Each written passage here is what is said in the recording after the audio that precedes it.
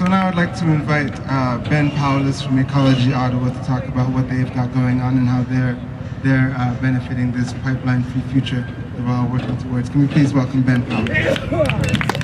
Hey, si jamais il y a quelqu'un qui a besoin de traduction automatique, on a traduction automatique ici, là. Levez la main. So, my name is Ben Powless. I work with an organization called Ecology Ottawa, and it's a real distinct pleasure to be asked to speak here today.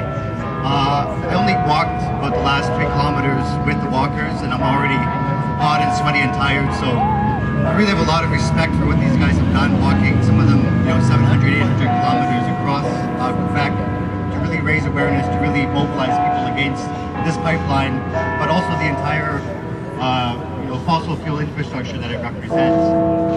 And as we gather here today, people across North America are getting ready to depart to northern Alberta to take part in the 5th and final healing walk that's going to be taking place starting on Friday this week.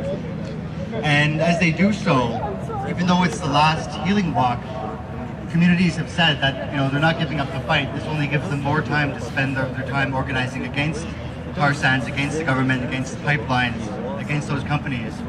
And I feel like we're here gathered today in solidarity with those communities as well. Even though we can't be there in northern Alberta, we are here expressing our solidarity by being here and supporting these walkers. So I think we should give them a round of applause for that.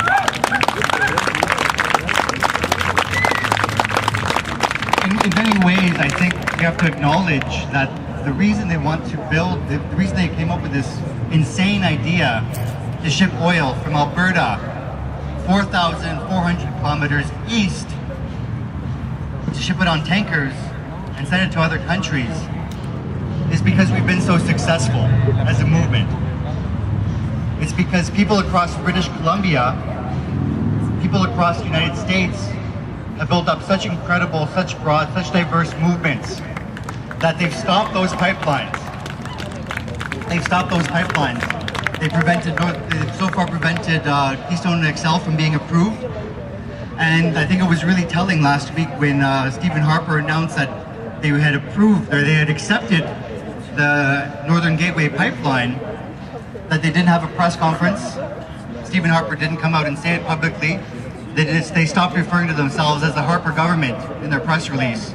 And they basically kind of just put it out there and walked away because they know the incredible opposition to this idea. What we're dealing with right now is basically TransCanada wanting to ship this oil the only other way that they can. They've been blocked from going west, they've been blocked from going south, and so now they want to build a pipeline all the way through basically the backyard of the Prime Minister here in Ottawa that would ship 130 million liters a day past the Ottawa River, through the Rideau River, carrying on and passing into a number of other communities. Passes about 160 First Nations communities along the way and puts a lot of our drinking water, a lot of our ecosystems at risk, especially as well out in New Brunswick, where super tankers would be expected to fill up there in the threatened beluga habitat. So what we began to do, what we began to sort of work with is start to organize here in Ottawa.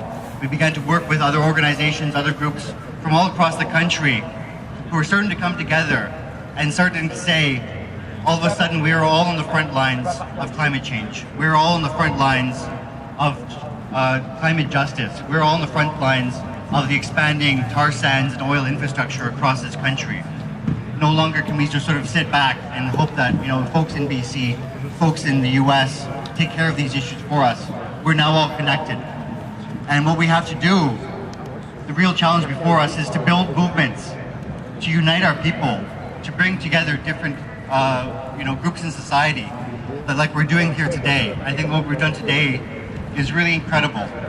I think it's really a historical moment, as the chiefs explained, that we've managed to bring together all 4 directions here today, united against these pipelines, but also united for a different future.